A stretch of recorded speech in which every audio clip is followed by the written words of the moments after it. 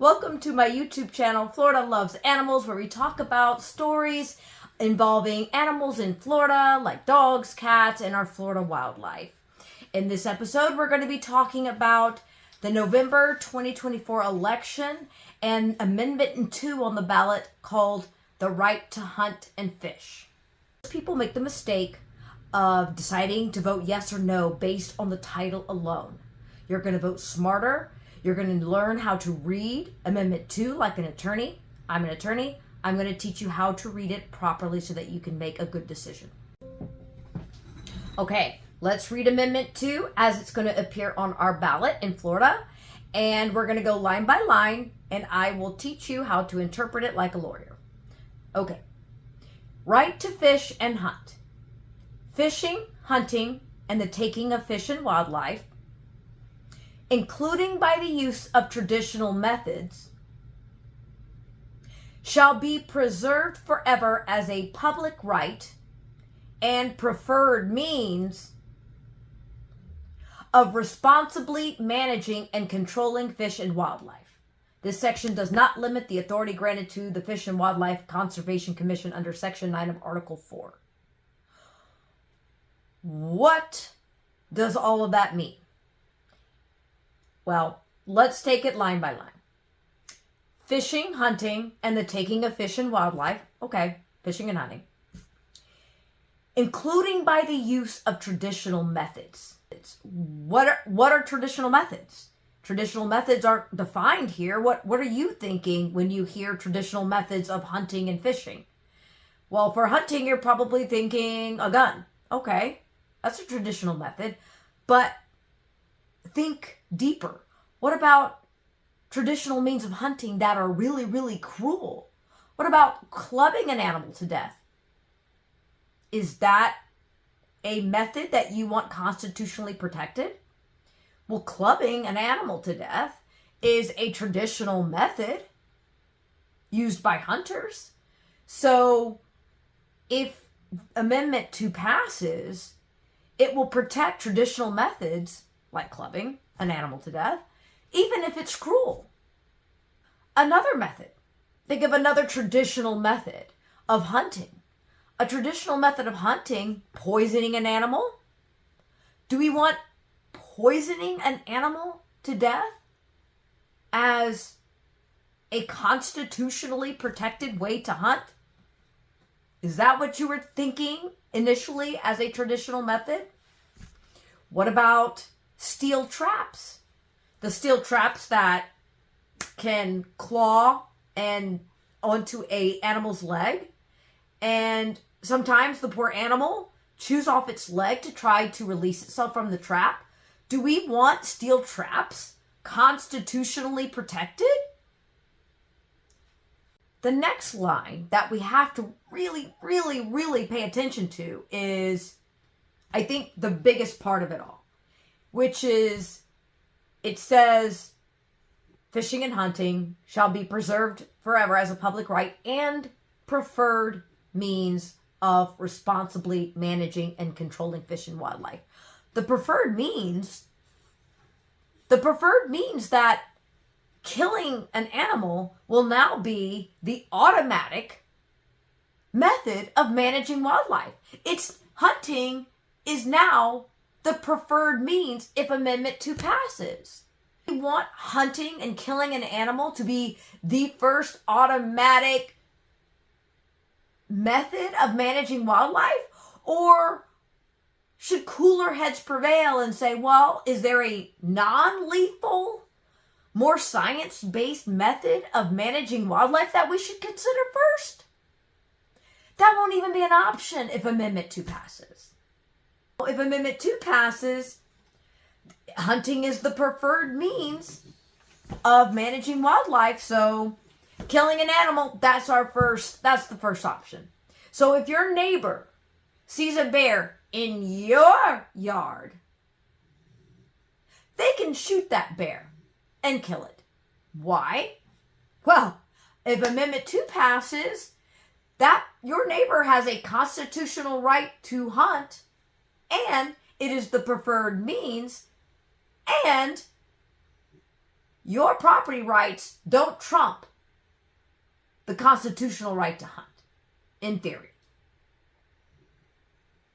And so your neighbor could shoot, even if you were not bothered, even if you were not threatened by a baby bear in your trash. Your next door neighbor could go in front of your children and kill that bear because constitutional right to hunt, it's the preferred means. Here's another thing about the preferred means language in Amendment 2. According to the FWC, there are 242,000 hunters in Florida. 242,000 hunters. That's it. So 242,000 hunters are gonna tell the 20-something million Floridians that their way of managing wildlife is the preferred way? I don't think so. So if Amendment 2 passes, 242,000 hunters can tell the rest of us, 20-something million Floridians, that whatever method you want to use to control wildlife doesn't matter. The 242,000 want to be able to kill the animals, and that's what they want to do. And we have no other say. Is that fair?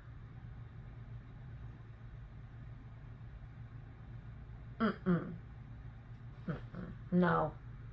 One of the big issues happening in Florida with Florida wildlife is encounters with black bears, especially in the rural areas, aka where the bears live and where people decided they were going to move in where the bears live and then complain about the bears living there, those areas. So there has been interaction with bears because of people's trash. And instead of getting a bear-wise trash can, some people want to just be able to shoot the bear. Just kill the bear. Just let the bullets fly, because they don't want to keep their trash in a bear-wise trash can. So if Amendment 2 passes, even if, and it's proven we can, even if something as simple as getting people to invest in a bear-wise trash can so that the bears can't get into the trash, they don't want to do that. People want to, with Amendment 2 passes, people be like, I don't care that I should pick up my trash. I don't care if there is a good, non-lethal way to handle our bear encounters, and let's just be cleaner people and get a bear-wise trash can. Oh, no. They don't want to do that. They just want to be able to blow the bear away. Is that fair? So we literally have a method to control bear encounters, and it's just buying a bear-wise trash can. But some people don't want to do that. They just want to blow the bear away.